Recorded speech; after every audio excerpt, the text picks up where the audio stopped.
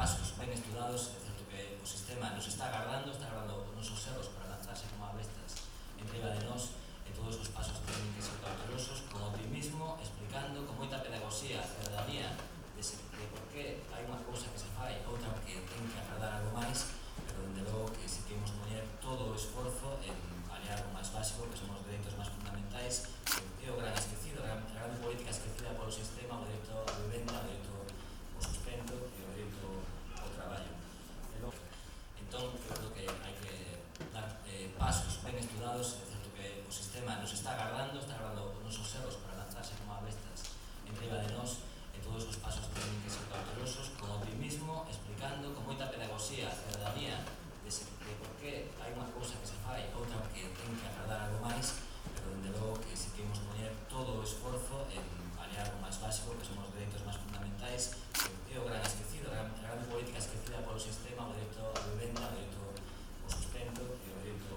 ao traballo. Pero o feito de marcar unha posición laica das institucións e de aguantar a presión non é secundaria. O feito de, como decía Xulio, de marcar prioridades a hora de abrir a casa ao Concello a xente e a xente representativa do Poder Popular non é secundario. O feito de racionalizar a estructura de cargos de confianza, de salarios, de apostar polo traballador público non é secundario. O feito de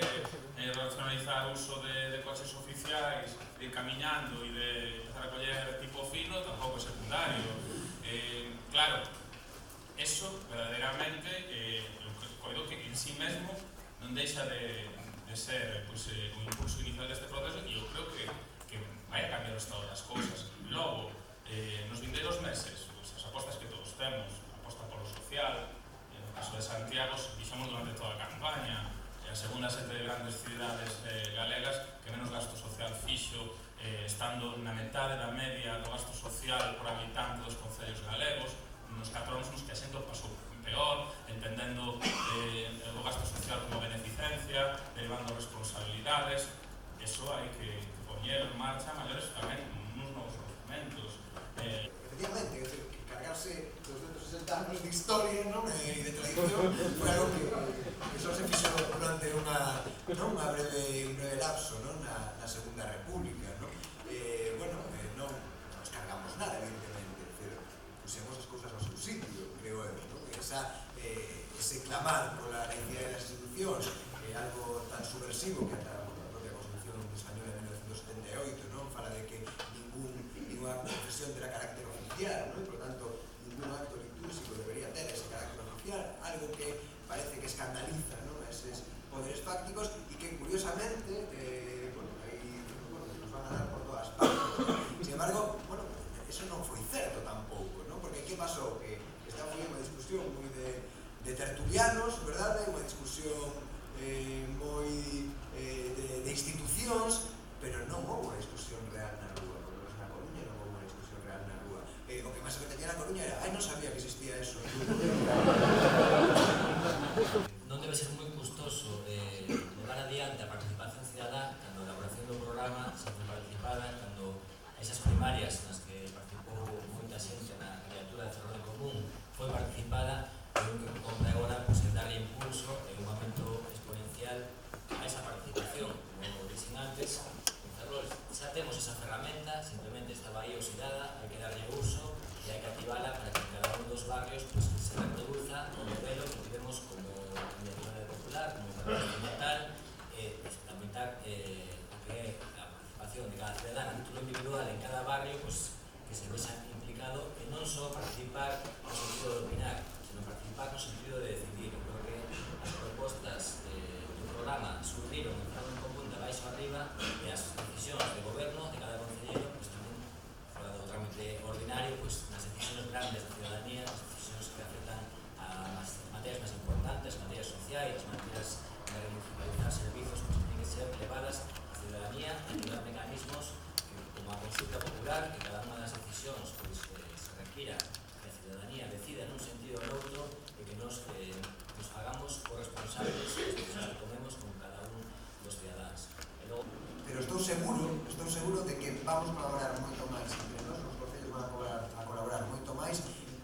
concellos que están gobernados por o mesmo partido político.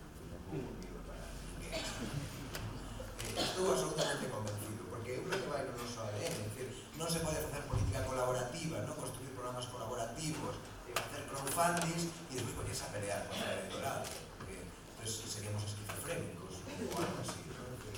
seríamos Jekyll and Hyde e non somos Jekyll and Hyde, ¿no? E, por tanto, eu creo que ese traballo en rede está asegurado, mantendo evidentemente o respeto, a autonomía, a diversidade, como fixemos a chegar ata aquí, pero compartindo códigos, compartindo experiencias, compartindo programas, e isto é algo que por iso as tres entidades que estamos aquí representadas, eu creo que hai outras iniciativas ao longo do país que tamén, e desde logo, o